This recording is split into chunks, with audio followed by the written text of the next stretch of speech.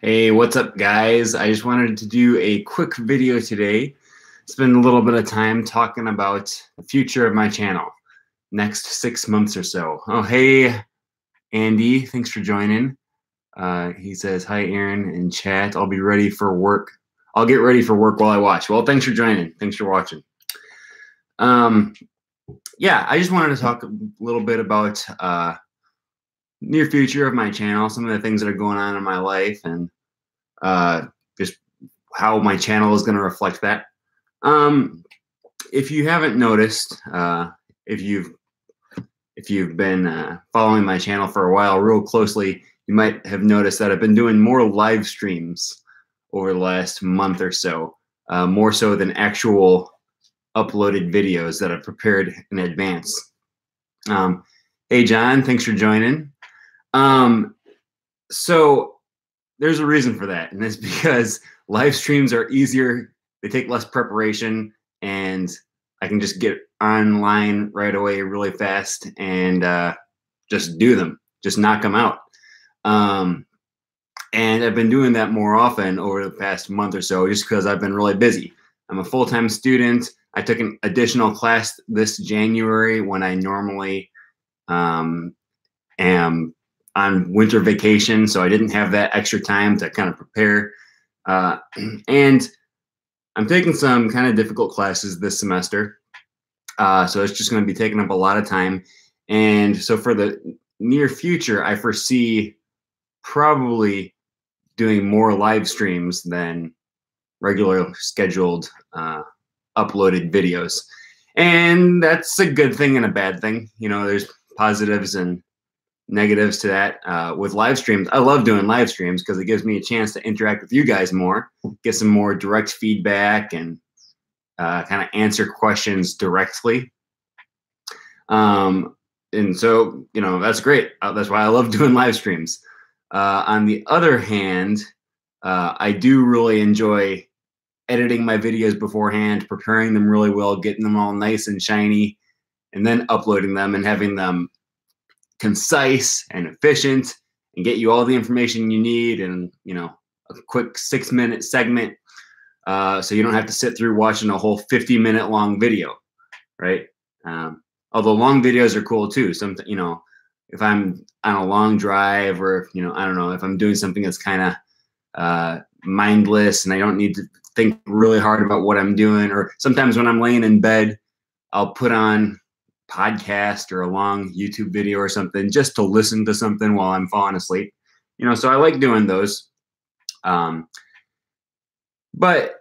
you know, just all that to say, for the next probably few months, I'm going to be doing more live streams than regular uploaded videos, which, you know, hopefully I'll get back to that sometime soon as well. And there is one exception that I'll bring up to that general guideline, that general rule.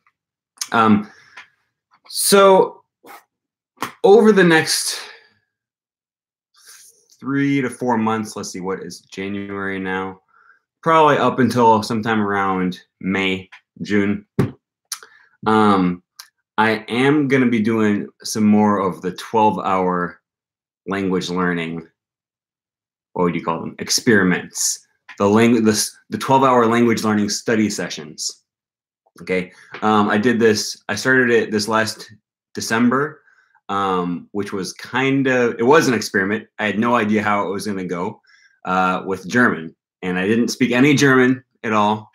And just to see what would happen, I decided I was going to live stream myself learning German for 12 hours straight from scratch. And that was a lot of fun. It was hard. Like, it was definitely a challenge, right? I mean, that's what it was. It was a 12-hour challenge. It's hard to live stream for that long. It's hard to sit for that long. It's hard for your brain to be thinking nonstop for that long. But it was cool. It was really an interesting experience to be able to go from not speaking any German at the beginning of the day to, at the end of the day, I was watching some German TV shows, and, you know, they were pretty basic. Hey, Joe, thanks for joining. pretty basic TV shows. I don't remember the name of it. Nico something or other. I don't remember what the name of the TV show was, but it was designed for beginners, and I was able to understand it. I was able to watch it and follow along with the story the first day of learning German. That was really cool. So I'm going to try starting to do that more often. It was a cool experience. I'm thinking about doing over the course of the next year, over the course of the next 6 months or so, Italian, Esperanto, Korean, and Thai.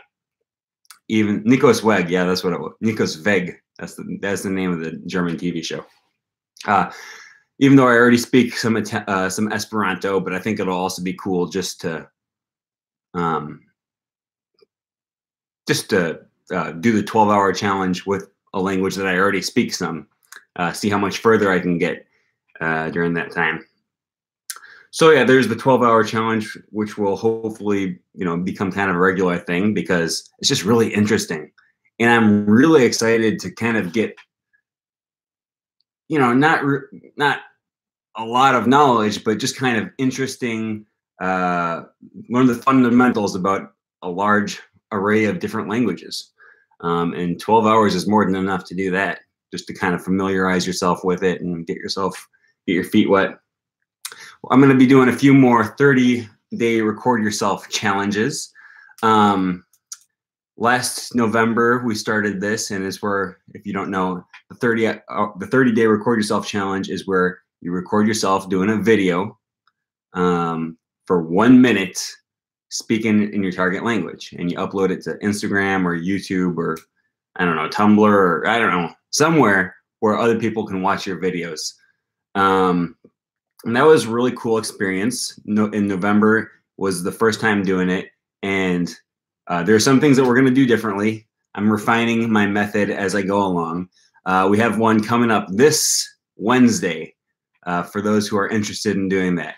I'll be posting the details about that.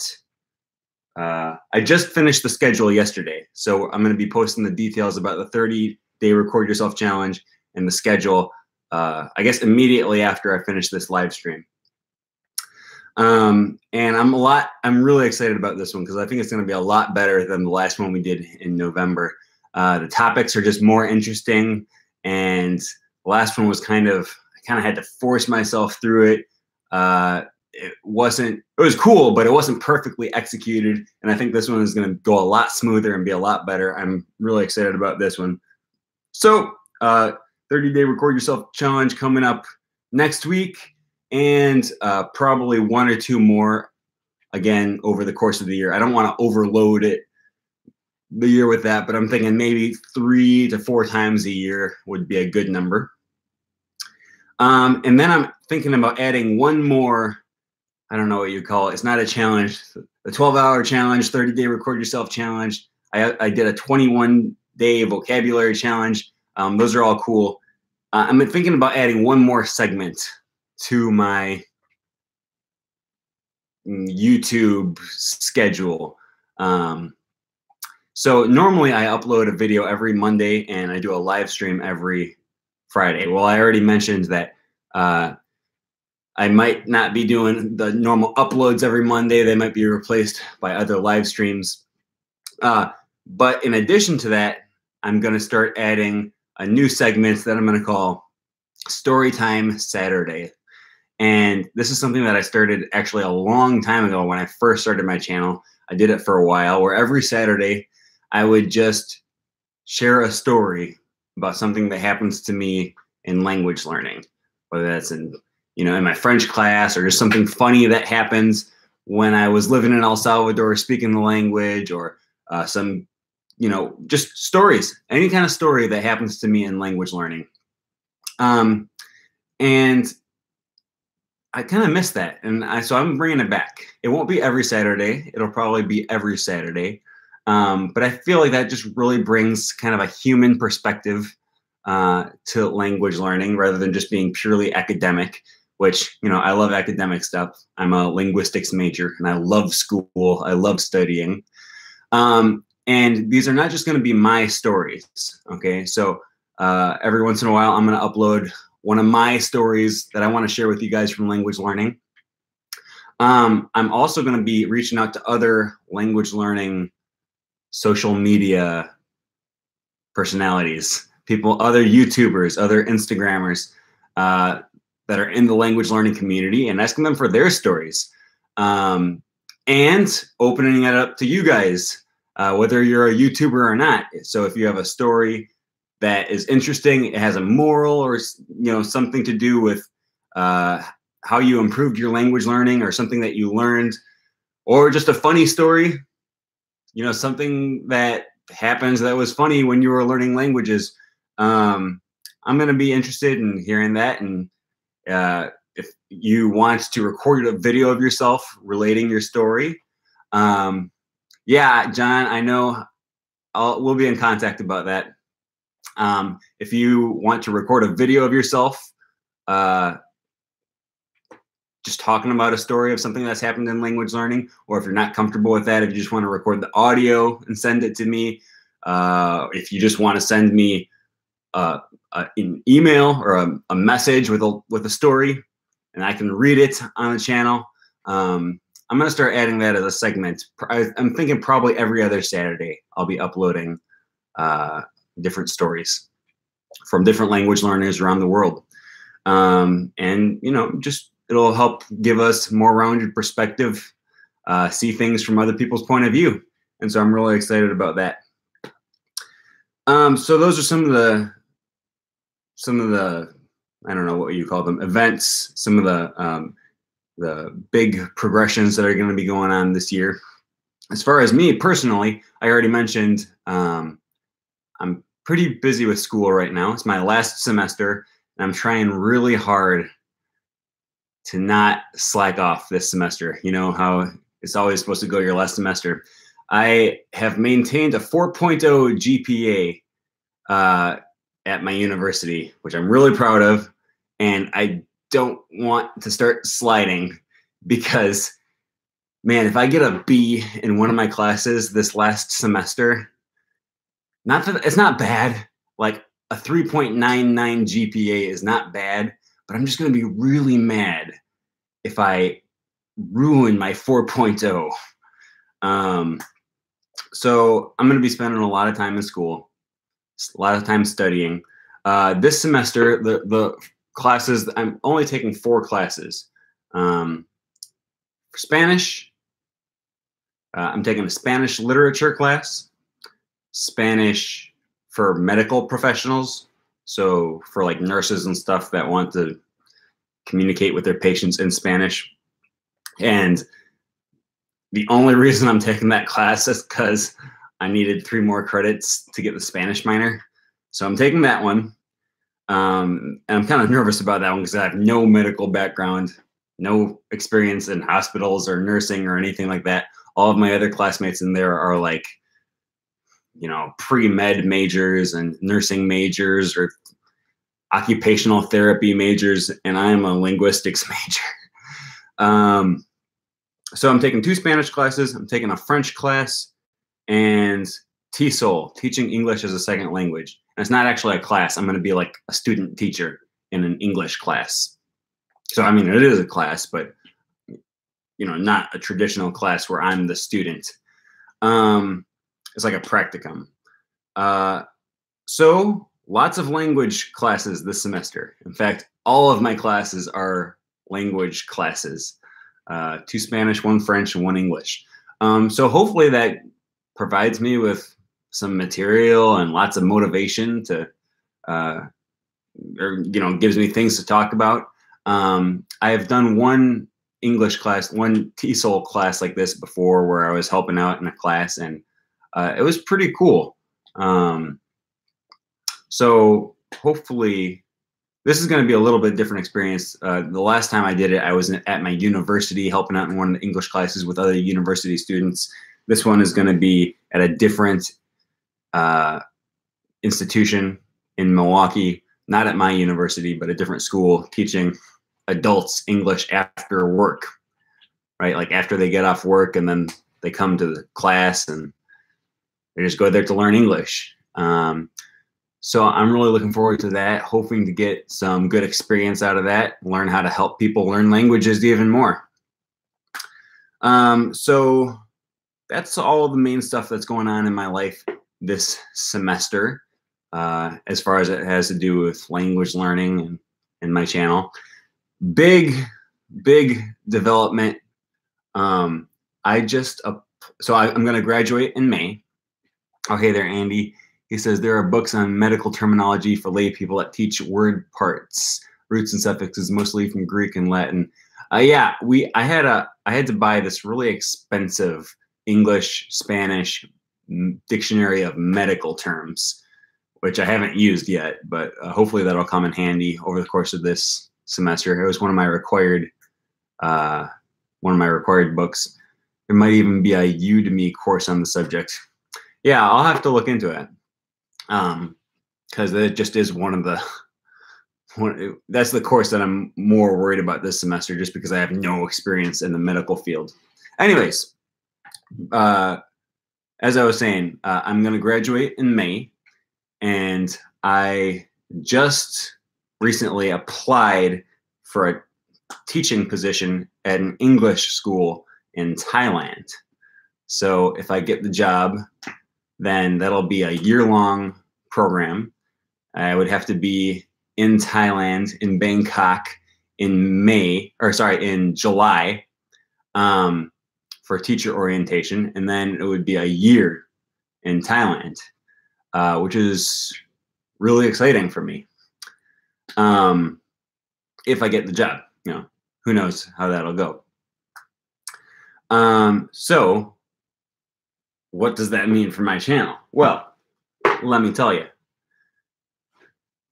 If I'm moving to Thailand, then I'm definitely going to be learning Thai, okay? And that's exciting to me because I only know European languages so far.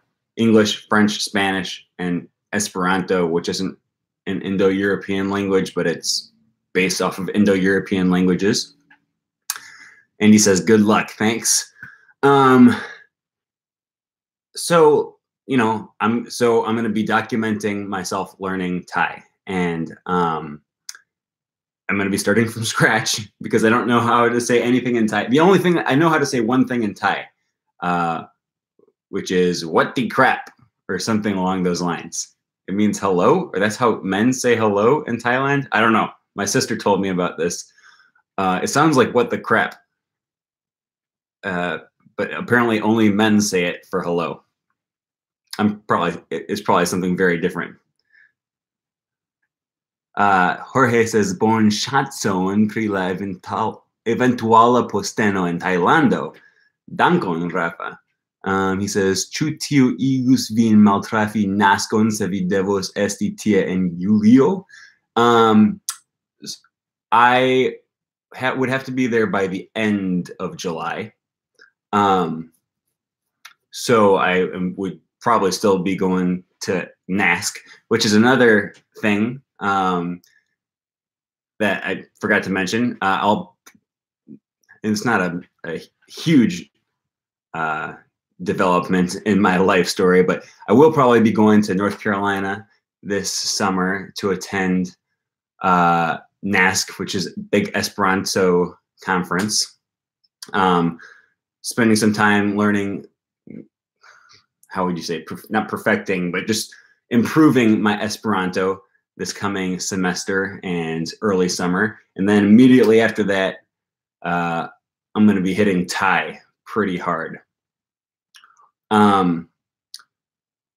So yeah, and it's really exciting because I don't know any Thai right now. I'm starting from scratch, and I'm going to definitely be documenting my whole progression. So most of you guys know I already have an Esperanto channel where I speak Esperanto, and I try to improve my Esperanto by speaking on there. I haven't decided. I probably won't be making a Thai channel because I already have like 6 or 7 different channels. Not that many. I have like 4 or 5 different YouTube channels and Twitter accounts and Instagrams and stuff. And so I'm going to be documenting my journey learning Thai, most likely here on this channel. And I don't want to explode, I don't want to, what would you say? Just flood you all with videos of me learning Thai, but I do want to document every step of the way. So for people to watch my progression and for myself to go back and watch my own progression, and just for people to see how I do it, how I learn languages. So I'm thinking maybe like I would record myself every day or almost every day learning Thai, and then at the end of the week or once every 2 weeks or something, upload like a compilation of that week or the highlights of my language study over the course of that week. And then of course, constant like video updates or, just me recording myself a video speaking Thai, like videos from the 30-day record yourself challenge or something like that, just to record my progress of where I am at each individual day. The other thing is if I go, then I'll be getting a lot of experience teaching English, which would be cool. John says, I say flood it. I love watching progress videos. Yeah. Well, I would definitely probably start doing a new segment. So on top of the Monday videos and the Friday live streams and the Saturday story time, then there would also be a weekly segment of me learning Thai.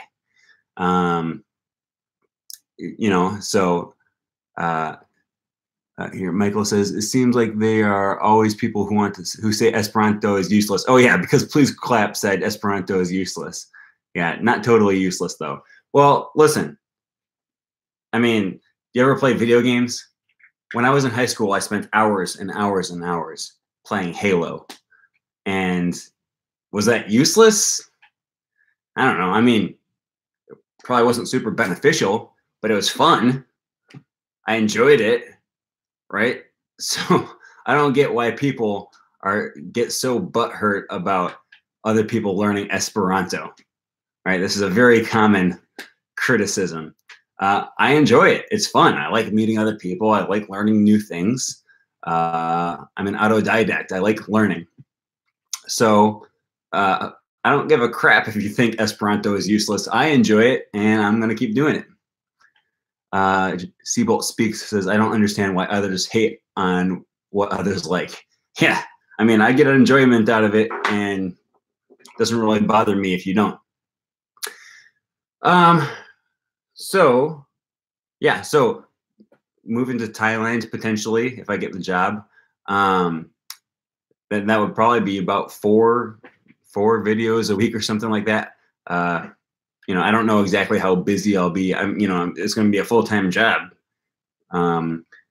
So we'll see how much time I have for all that. But I'm definitely going to be learning Thai while I'm over there. So it won't take that much extra time out of my day to record a video of myself speaking Thai. Obviously, my schedule is going to be different. First of all, because 12-hour time difference. So if I'm uploading videos and doing live streams at 9 a.m. every day here, it'll be 9 p.m. over there. Then also just with different work schedule, here in the United States, I don't have school on Friday, so I can do live streams. Probably will be a different time of day over there. I don't know exactly what my schedules look like, but things are just going to change around, and I'll still be here. I'll still be online. I'll still be here to interact with all of you beautiful people. Jorge says, estos interesse por mi vidi vin plilernitigi en lingvon kiun mi tute ne komprenas. So it'll be interesting for him to watch me improve in Thai, which he doesn't understand. I think that's what he said anyways. Are you gonna teach yourself Thai books? Yeah, that's a good question. I've been looking into Thai resources, and there is not a whole lot out there. There's no Duolingo. There's no what are some of the other ones? There's no link course for Thai. There is Pimsleur, which I will almost certainly buy because I love Pimsleur, even though they kind of screwed me over on my 30-day, my 12-hour German studying.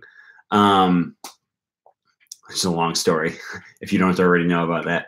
I'll probably be doing Pimsleur, maybe Glossika. I know they have that.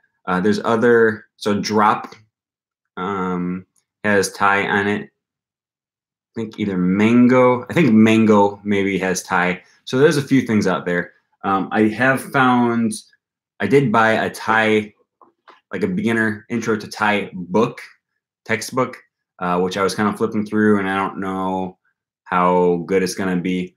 I've heard people say, don't learn Thai using any romanization alphabet. Learn Thai using the Thai alphabet because it's phonetic, and that's the best way to go about doing it. I don't know. I can't really offer an opinion on that. All I can do is just talk about what other people have suggested to me.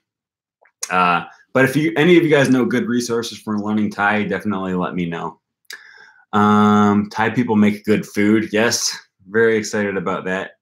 And John says, to be fair, Asian courses on Duo are not great. The Japanese course, in my opinion, is nearly unusable. Yeah, I did the Chinese course for like 1 day or like half an hour or something, and it sucked. It did. I also tried doing the Lingo Deer course for an hour or something. I think Lingo Deer, maybe Lingo Deer, something like that. One of those ones that was designed for Asian languages, and it was a lot better. So there's that. So that's all of the big progressions going on in my life over the next few months to the next year and a half. Just wanted to keep you guys updated on my life and the things going on in the channel. And that's all I got today. I actually got to get running. Michael Island says, do you use Anki? I usually use Memrise, but I have used Anki in the past, and I think it's pretty good. Oh yeah, Typod 101. I did see that. I saw that on YouTube or something like that. He says because they speak quickly and then slowly, you can practice after the slow parts to get good at pronunciation, then repeat after the fast parts. Good. That'll be good to keep in mind. I'm not going to start learning Thai again here for maybe like 5 months from now, like probably around May or something like that. May, June, something in there. Please Clap says, peace out, boys.